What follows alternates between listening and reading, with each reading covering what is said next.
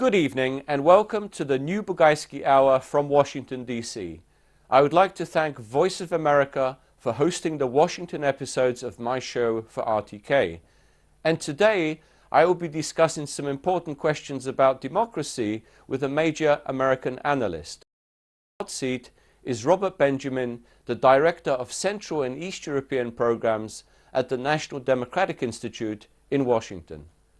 But first, my political commentary on an important international topic is entitled Moscow Promotes Refugee Inflows.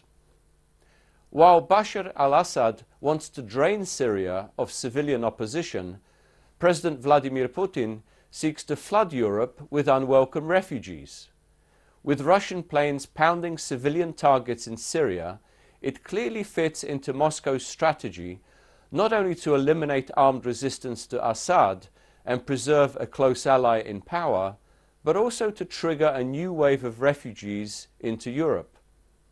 President Putin has long calculated that a divided and disrupted European Union will weaken the consensus on prolonging financial sanctions against Moscow for its continuing attack on Ukraine. A special target of Putin's attention is Germany, where without Chancellor Angela Merkel, the EU's sanctions would already have been lifted. Despite pressure from coalition partners, business lobbies, and several union capitals, Merkel has stood firm on maintaining sanctions. However, the Chancellor faces mounting criticism for her open-door migrant policy, which allowed over 1 million asylum seekers to enter Germany in 2015. Any new wave of refugees would seriously weaken Merkel both domestically and internationally. And delay Merkel will be undermined by her social democratic partners who favor lifting sanctions and returning to business as usual with Russia.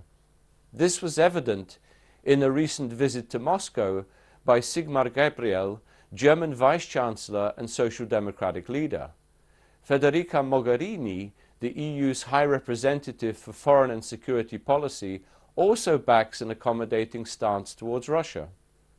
A new influx of migrants will deepen splits between EU capitals from which Moscow stands to benefit. It poses as the defender of state sovereignty against EU uniformity, as a bulwark of traditionalism against liberal multiculturalism, and as a partner for the West in combating international terrorism. The Kremlin strategy has 4 core objectives. First, by helping to undermine EU unity, the Kremlin seeks to develop partnerships with states that do not feel threatened by Russia's neo-imperial project.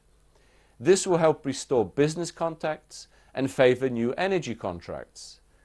Second, Russia's revived prestige will isolate frontline states such as Poland and the 3 Baltic countries within the European Union. They are calling for a more assertive stance towards Russia, as well as NATO protection against threats to their sovereignty. Third, a disunited Europe gives Russia a freer hand in dealing with numerous neighbors, such as Ukraine, without Western interference and to expand its empire building. And fourth, European disunity justifies Russia's militarization and power projection in the Middle East and the Black Sea regions. Moscow poses as an indispensable partner against international jihadism and claims that unlike the US and the EU, it possesses both the capabilities and the political will to destroy threats to European security. Unfortunately, despite all evidence to the contrary, some EU governments and business interests remain prone to Kremlin deceptions.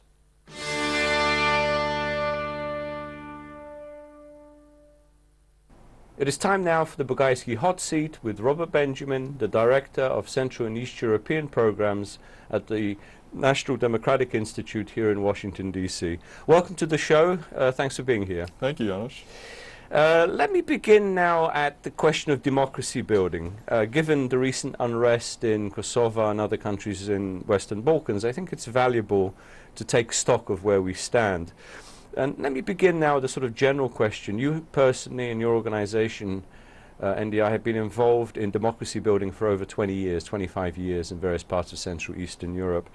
Can you give us a sort of overview of what it is you actually do, what you've accomplished over 25 years, what you're engaged in now, what is your focus? Sure, and happy to have the opportunity, so thanks again. Sure. So the National Democratic Institute is and has worked in Central and Eastern Europe for, as you said, 25 years. And what we've done is work with a variety of different political and civic actors and institutions to try to build a democratic fabric, if you will, in the political systems of the countries in the region. And NDI has had the privilege and the opportunity to work in every country in Central Europe and in Southeastern Europe on these issues. So NDI has worked with parliaments in the region to build up their institutional capacity to consider and pass laws, to oversee the work of the executive branch of government, and to engage the public as members of parliament, as parliamentary committees, through such things as public hearings. NDI has also worked extensively with mainstream and moderate political parties across the region in terms of their abilities to build their own organizations, to contest elections responsibly, to field trained and informed candidates who can then engage with citizens on issues of the day. And NDI has done a lot with civil society, not so much in building up civic organizations as such, but enabling civil society groups in whatever mission they have or interest they have to participate in the political process. And that has come in the form, many different forms, for example, election monitoring.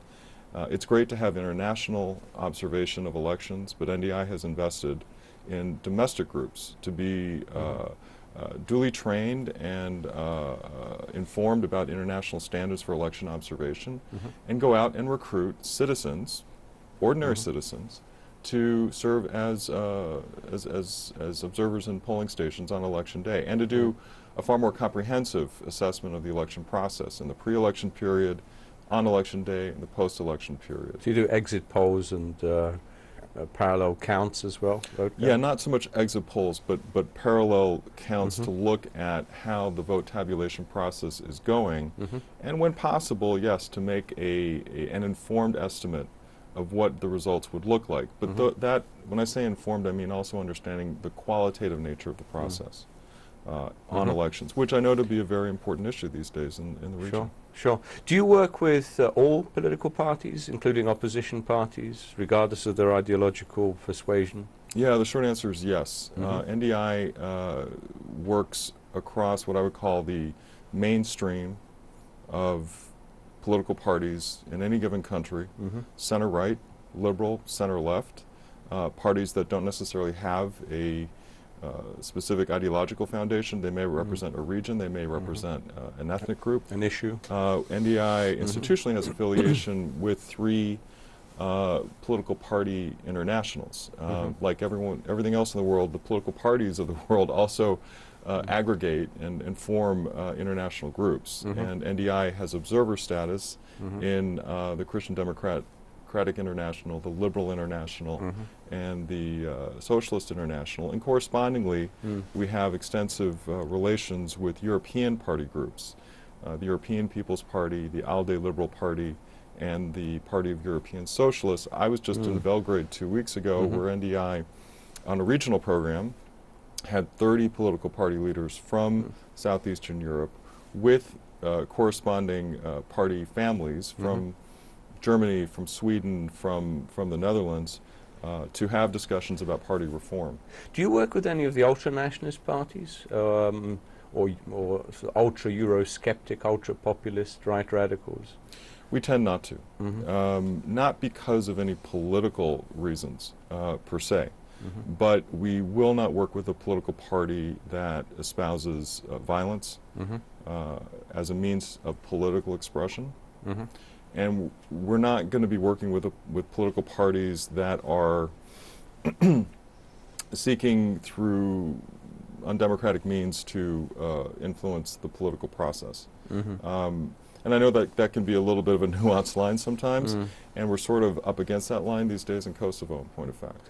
Well, with Referendums, you mean the Yep. opposition and their Yep. role in disrupting Parliament. I want to come to that a little bit later. Just sort of looking at a general picture, what happens if a party espouses some very, let's say, racist or xenophobic positions, but doesn't necessarily engage in violence Right. in the process? Well, I think that's sort of the fine line that we have to work with and on. I mean, NDI is not an organization that can go in to a country and say, well, this is right or this is wrong.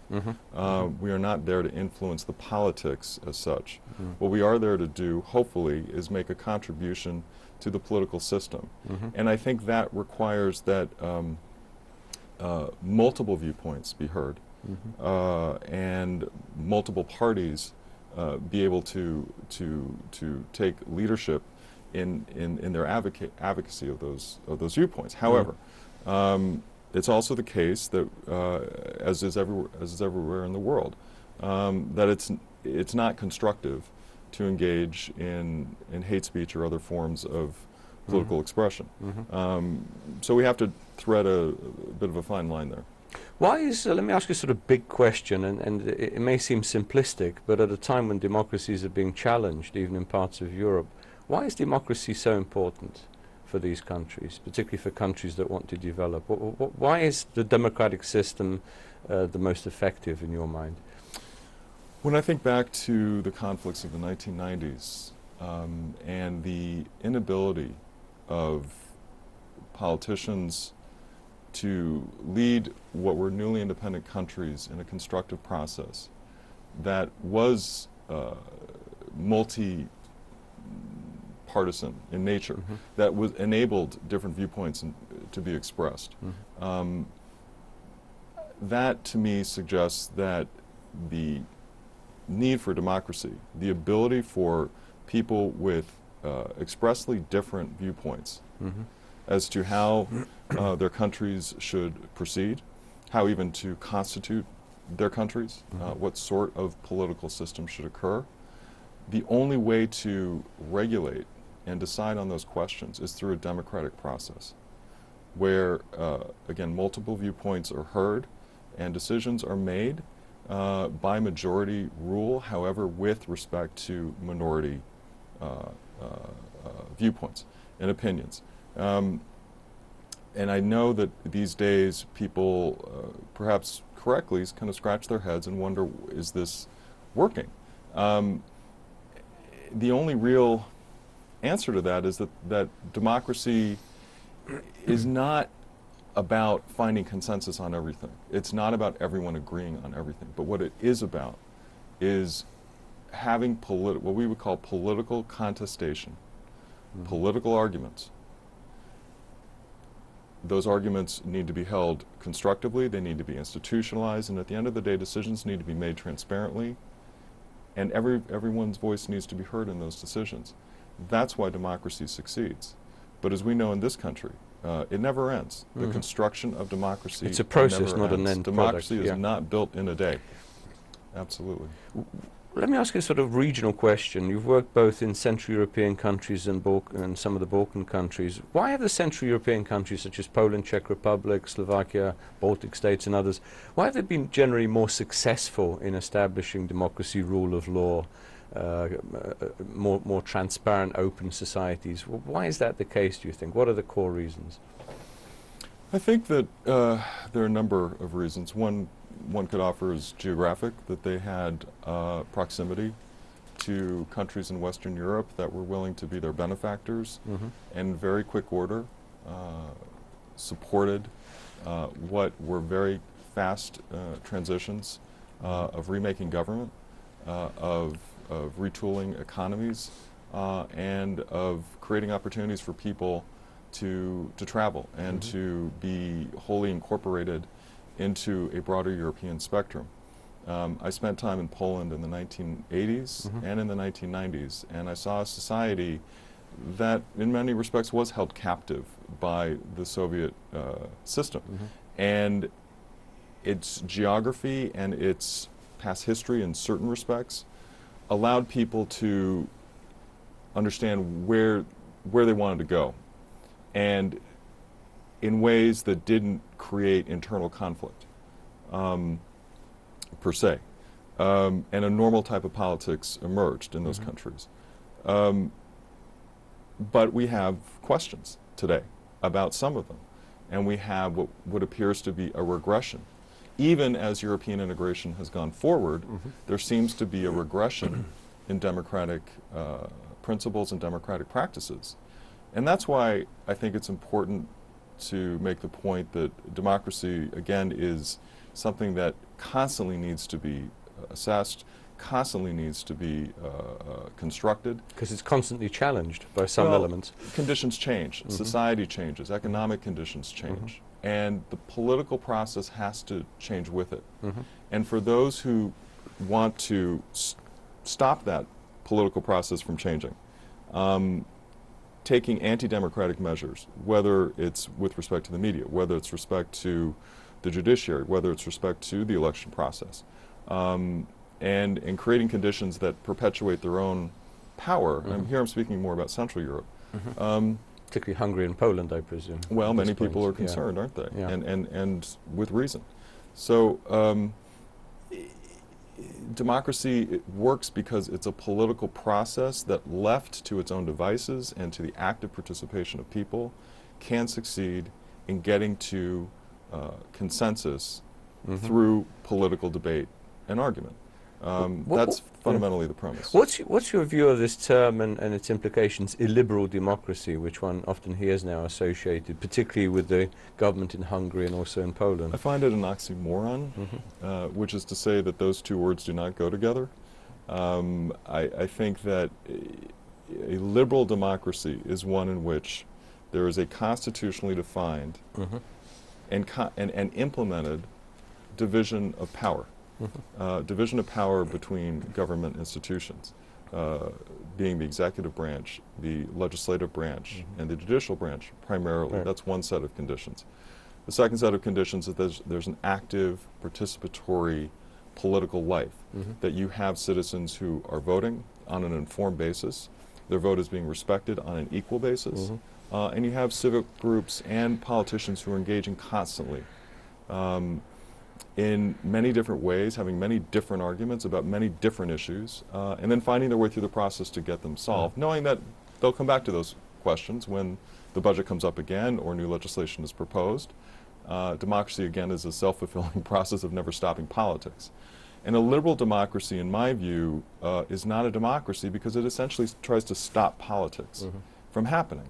Tries to enshrine the rule of a particular party, a particular faction, a particular viewpoint. It's rule by law rather than rule of law.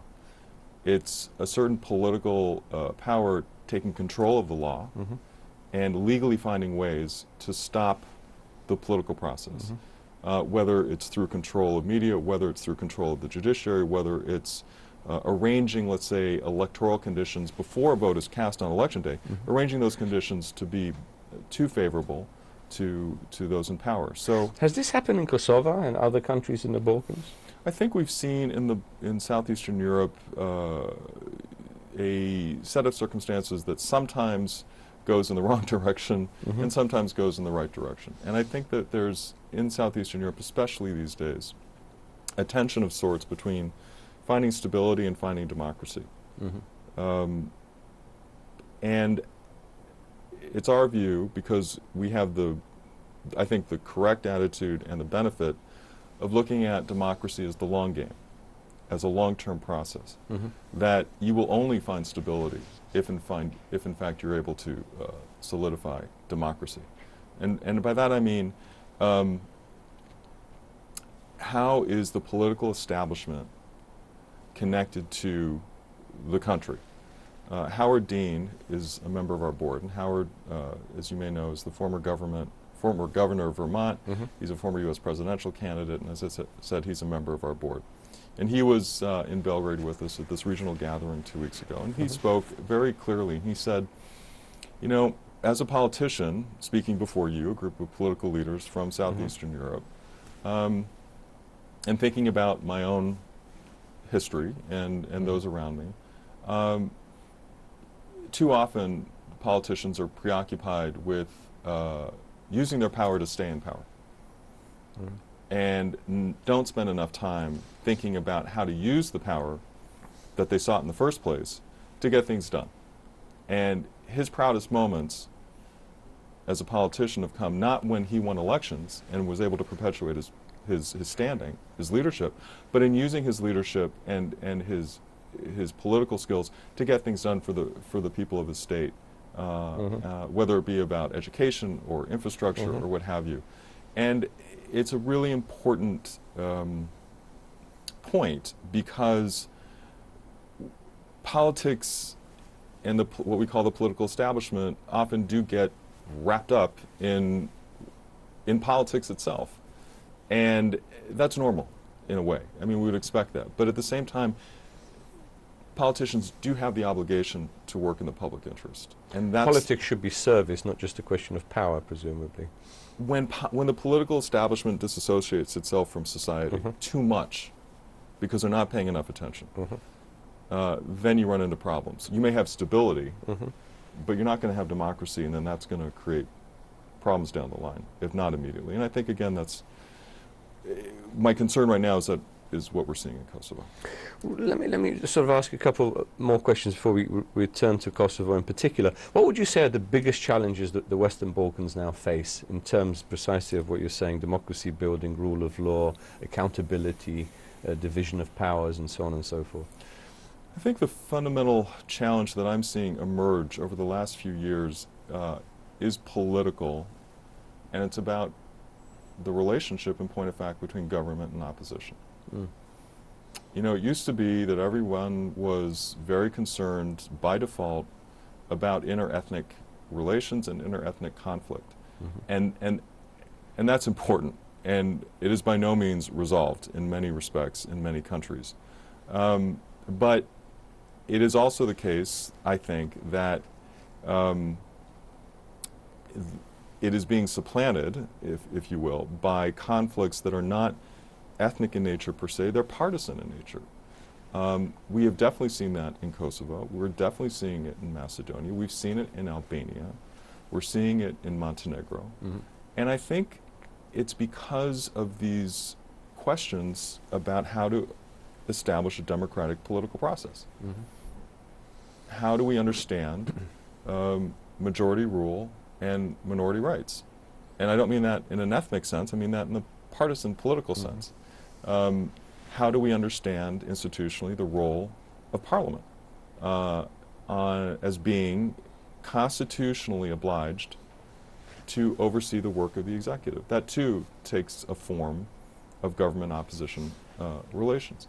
A second problem, I think, is the degree to which independent institutions are independent. The judiciary is an essential independent institution in any democratic political system. And those who have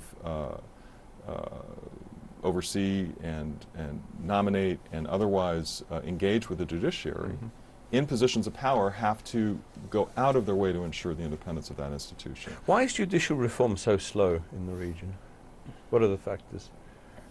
Well, I think that there are probably a number of institutional factors. There are probably a number of capacity factors. But I also think there are precisely political factors where there's too much influence, undue influence, whether formalized or not, between or by the political establishment and judges. I think there are other factors related to capacity to process cases. I think there needs to be reconsideration of such things as rules of evidence and witness protection and other things like that. The third element about democracy in this region that I think is really important is the role of the public and the role of civil society. Too often when things have gone wrong, it's because the only folks that are really able to express their voices are ones in formal power. And sometimes it's only the top leadership. And there's not enough diffusion of power and of expression not only within the parties, but outside the parties. And I like to say that democracy happens when there's more people arguing about more things, more often, in more venues. No one has a monopoly in a democracy. No one has a monopoly about speaking up and speaking out.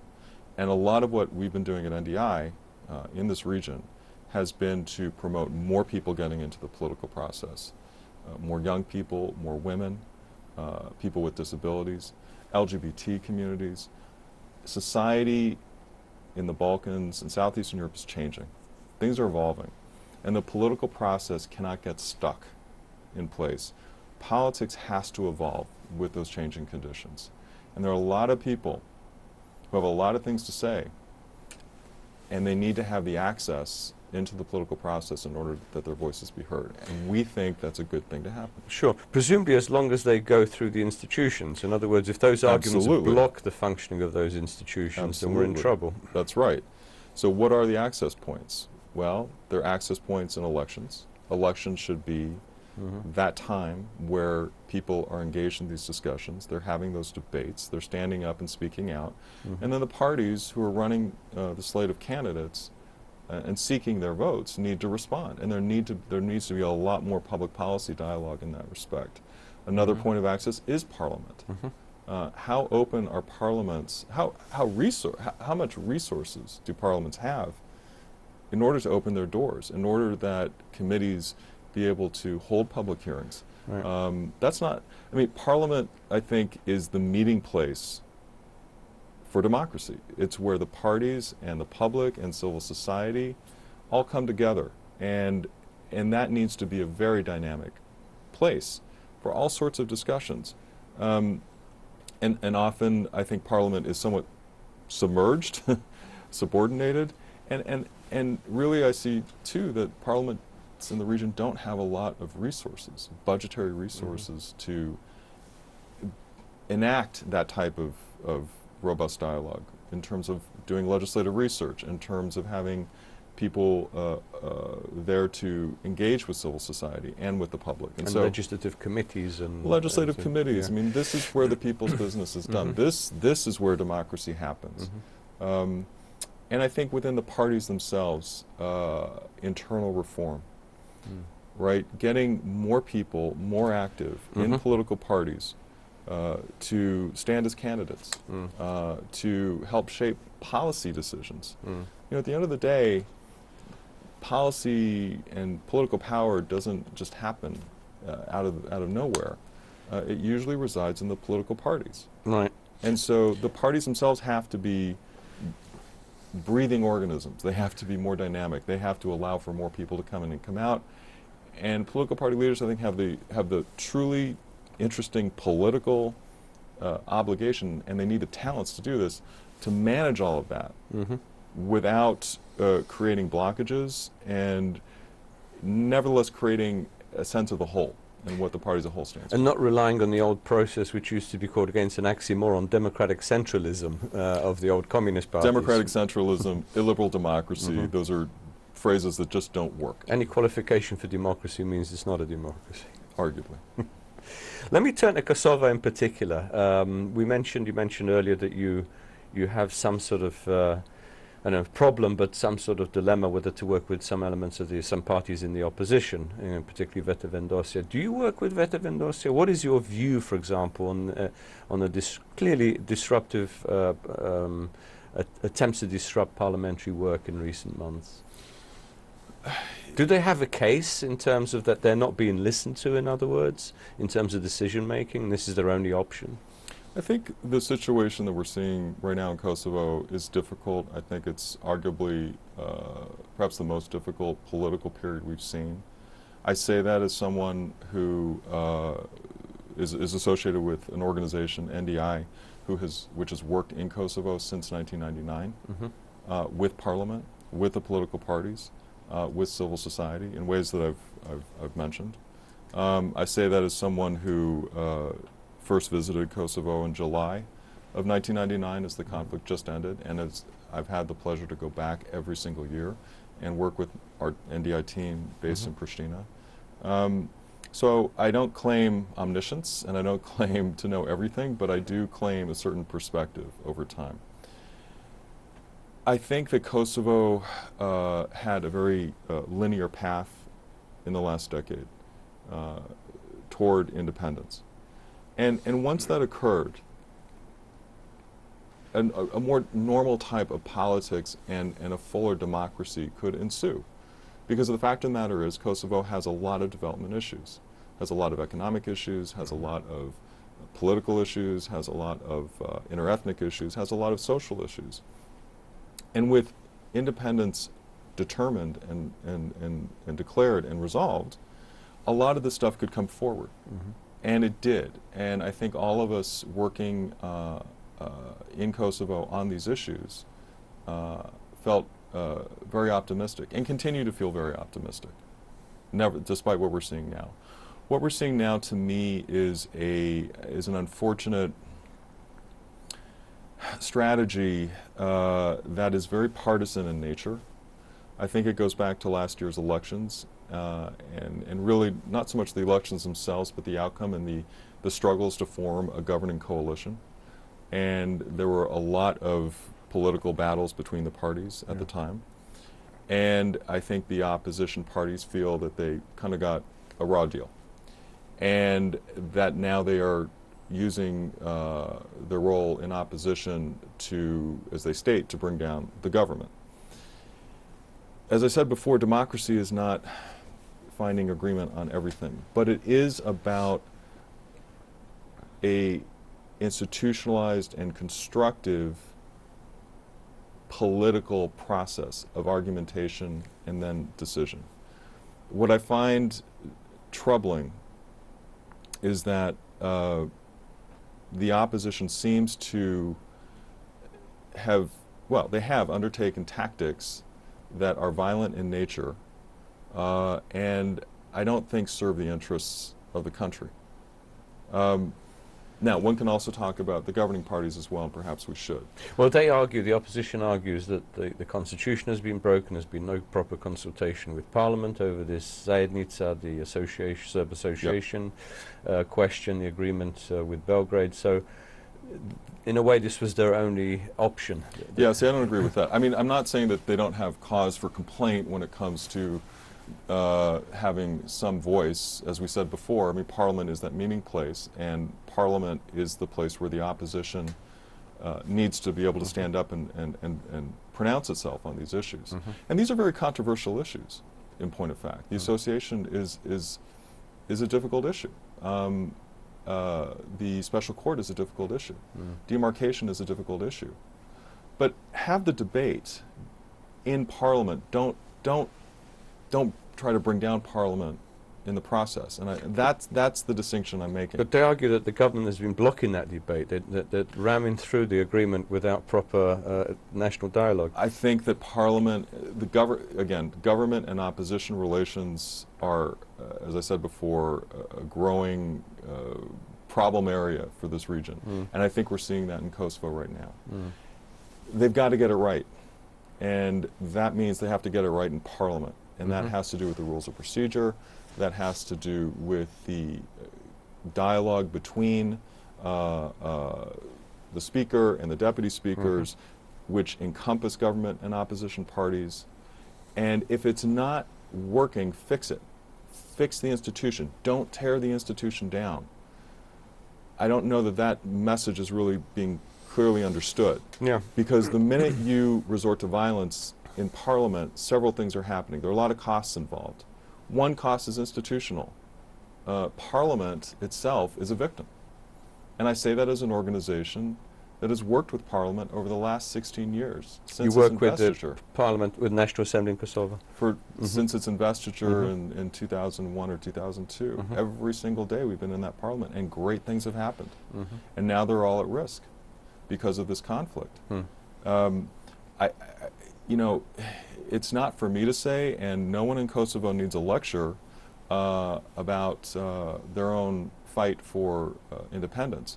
But when you walk to the Parliament in Kosovo, you see a number of pictures of people who lost their lives in this struggle. And what they dreamed about, and what everyone in Kosovo who supported independence dreamed about, was a sovereign country with sovereign institutions. That's Parliament. That's Parliament. And so I don't know that it serves their memory that you're going to take these actions to tear Parliament down. That's not the right thing to be doing. There are other costs too. There are political costs. These are important issues. They need to be debated constructively in Parliament, peacefully and constructively. There are other issues out there. Jobs, infrastructure. There are social issues that Kosovo definitely needs to deal with. Gender equality being one of them.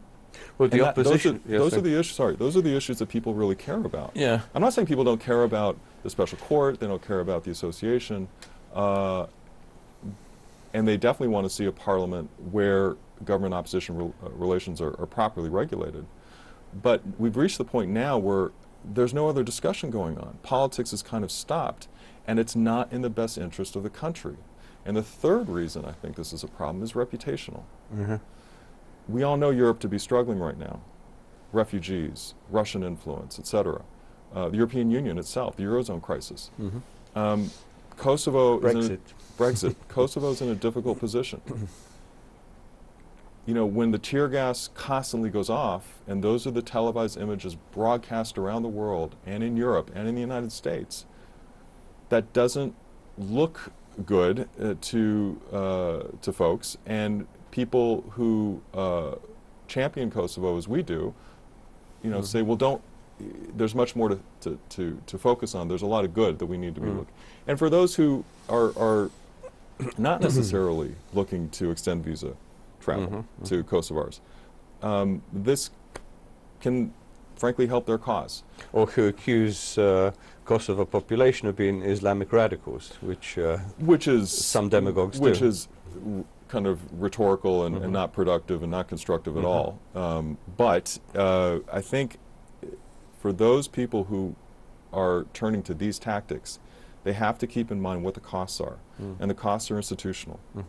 And the costs are definitely political. Because people are not seeing that their issues are getting solved. And it's reputational. So you tell me, is tear gas going to help Kosovo get visa-free travel? Is tear gas going to create jobs? Is tear gas going to create better infrastructure? Is tear gas really the answer for what Kosovo needs? And I want to go back to that point about what it is that the political establishment is doing and what is in the best interest of the country. Do you pose these questions within Kosovo to the opposition about the disruption of parliamentary work? Yeah, no, we do have discussions, and we've had to say, look, we're not with you on this. We are here to support a constructive, dynamic, participatory, and peaceful exchange of political views. And that's as true, by the way, for the governing parties as it is for the opposition. I think the governing parties are finding that you know, they've got the obligation to find solutions to what people say they need. They need jobs. They need better education. They need better health care. And it's, you know, it's the opposition's role to say, well, this is what the government is not doing on those issues. This is our plan to solve those issues. And the government has to make sure that it's paying attention to what citizens need and doing its best, both in the political process and as a matter of government policy, to address those issues. That's all been now suspended. Right. To be fair to the opposition, they have talked about lack of jobs, lack of investment, corruption, official corruption in the country, or the, let's say, all the elements that prevent Kosovo from developing its economy, from the people getting a better standard of living. So many try to emigrate, as we saw last year, as refugees, or another way to try and get into the European Union. So I'm just saying, to be fair to the opposition, they do talk about this. I know it's been overshadowed by this Serb agreement at the moment. Is this something that, this frustration, this public frustration, is something that feeds into this parliamentary blockage, street protests and so forth? I think the opposition has eclipsed that message and that role with their tactics. And so, as I said, I think the government has the obligation to pass laws and to move policy and budgets to address the issues that people care about. And the opposition's role in all of this is to scrutinize. One, to point out where the government may not be succeeding. Two, to acknowledge in those areas where the government might be succeeding, and fundamentally offer an alternative. Offer an alternative. Show people in Kosovo that you can govern the country because you have better ideas, because you've got people who are talented. That's not happening right now. That's been eclipsed. Now the opposition is, as far as I know anyway, is standing up and saying the government is unconstitutional, the government is this and that, and the only way to move the country forward is new elections. Well, that's not a legislative strategy, new elections. That's not giving people in Kosovo an alternative option that they can consider. There has to be room in Parliament and in the political process for an opposition to be present, effective, to have voice, and to use that voice constructively and peacefully. And that's where there needs to be negotiations, it seems, between the governing parties and the opposition parties about how to get that right. How to get it right in Parliament, how to get it right elsewhere. And then with that, the opposition has the obligation to participate in the ways that I think are constructive, in the ways that NDI is seeking to promote, both within our parliamentary work and an institutional basis, and in the political process with respect to our support to political parties and to civil society. And that's what I'm concerned about, because that doesn't seem to be happening right now. Kosovo, the political class has gotten off track. Right, right. A couple more questions about Kosovo, and I want to leave a little bit of time over for the American election process, because as you know, we're in high season, or the election season has started already in the United States. One question, what's your view of referenda? We hear sometimes, let's have a referendum on this or that issue. I mean, it can be, there are times when it's useful, there are times when it isn't useful. Could you explain your views on referenda? I have a pretty conservative view on referendums. I think that, that it's, on those questions that really have to do, that have what I would call a constitutional magnitude, right? That are truly so important that not only do citizens participate in their votes to elect officials, governments, oppositions, who then make decisions based on the elections, but these issues are of such a magnitude that they require going directly to the public. I think back to Montenegro's independence referendum 10 years ago now as a quintessential proper exercise in use of a referendum. I'm conservative on the point because what I see is that governments or others in the region and in Central Europe are turning to referendums on questions that are important but that need to be resolved democratically by political institutions. By already elected leaders, presumably. By the elected leadership writ large, government and opposition, with a very strong participation by the public, through the media, through civil society, but put it in the political institutions that were elected to deal with these issues. When you put questions before the public on, for example, in Bosnia, in the RS, on the state judiciary or the role of the OHR, you politicize it. You politicize it in ways that are not helpful, not constructive. It may sound very democratic, but frankly, a government's going to put forward a referendum that it knows it can win. It will, more often than not, frame the question to be a very leading one and not one that's balanced to allow for debate. And then it will use the results as a mandate to say, well, see, we were right all along. It's a very,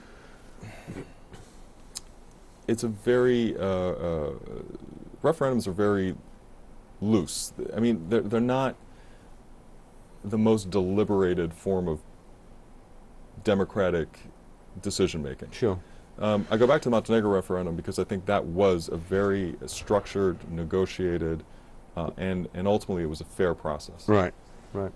Last question on Kosovo. We've just had indirect presidential elections in Parliament for the new president of Kosovo.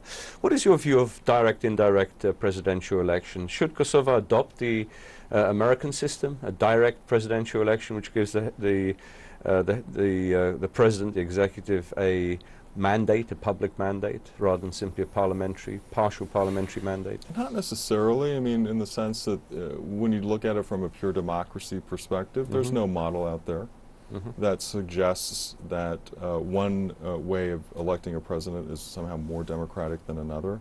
Again, I mean, it kind of goes to the constitutional definition of a president and of a system. If you have a presidential system, like we do in the United States, yeah, you better have direct elections. It's the most powerful office in the country. If you have a parliamentary system and a sitting prime minister elected through parliamentary elections and a president with properly defined constitutional powers that are separated, you know, I don't know that you definitely need a direct election of the president.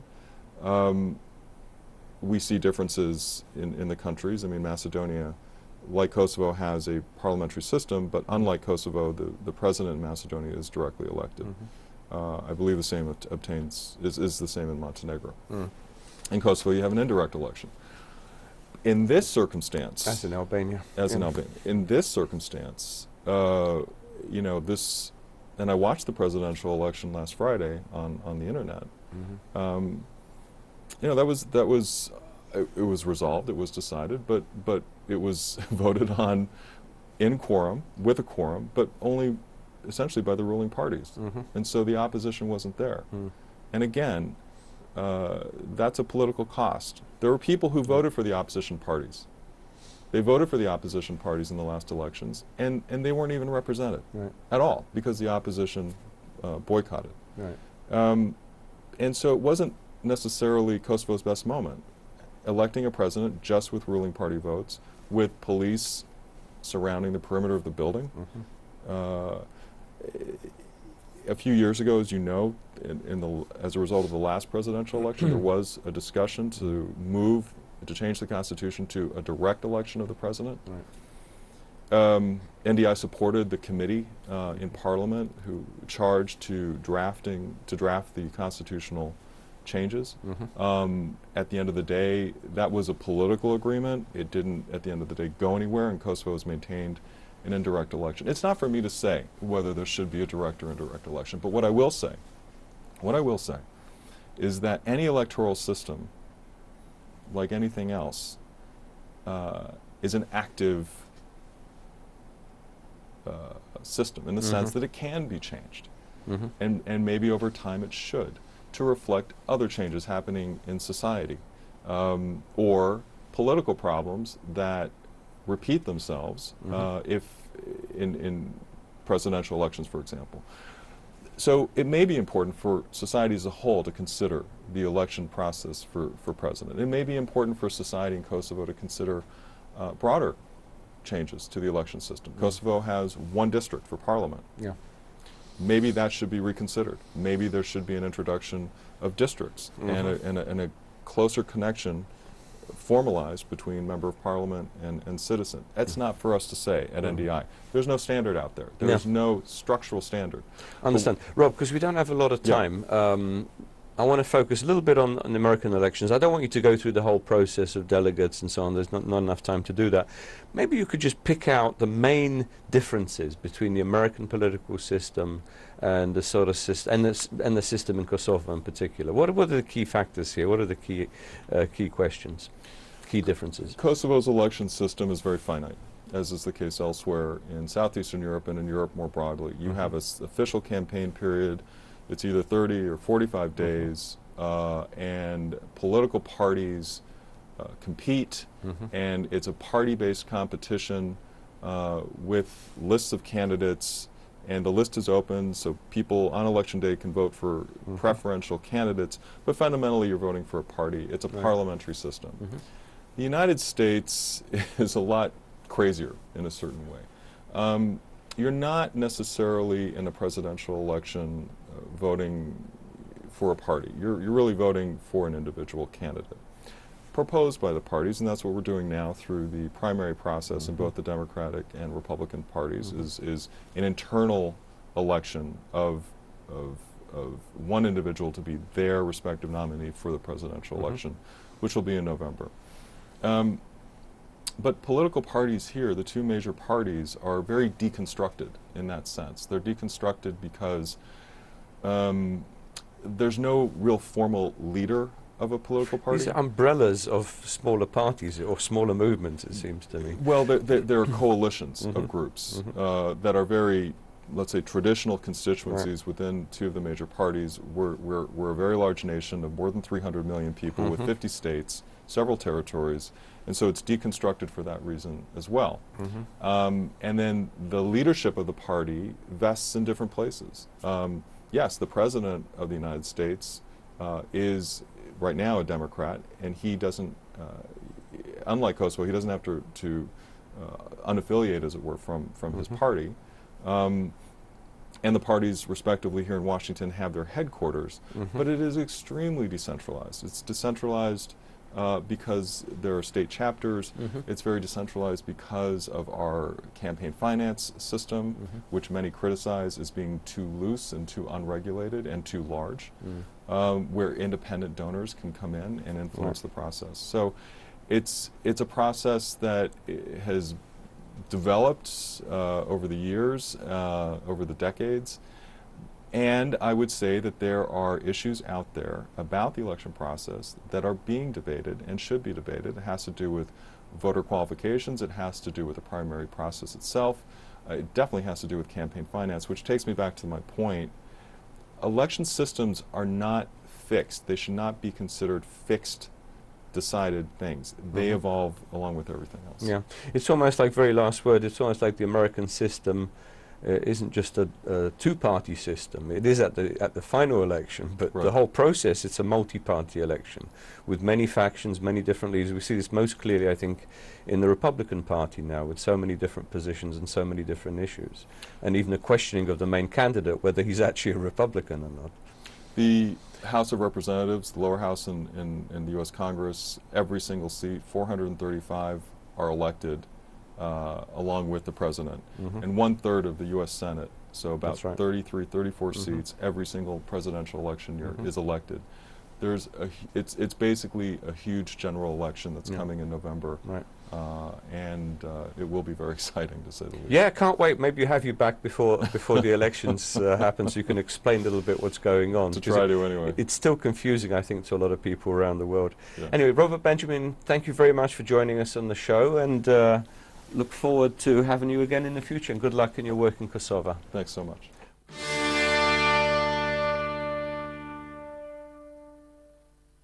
Unfortunately, we have already come to the end of today's show. I have greatly enjoyed being with you and with my colleagues here at VOA and at RTK. Good night, everyone. Stay healthy, be productive, and remain optimistic. And see you all very soon. Miro Pavshim.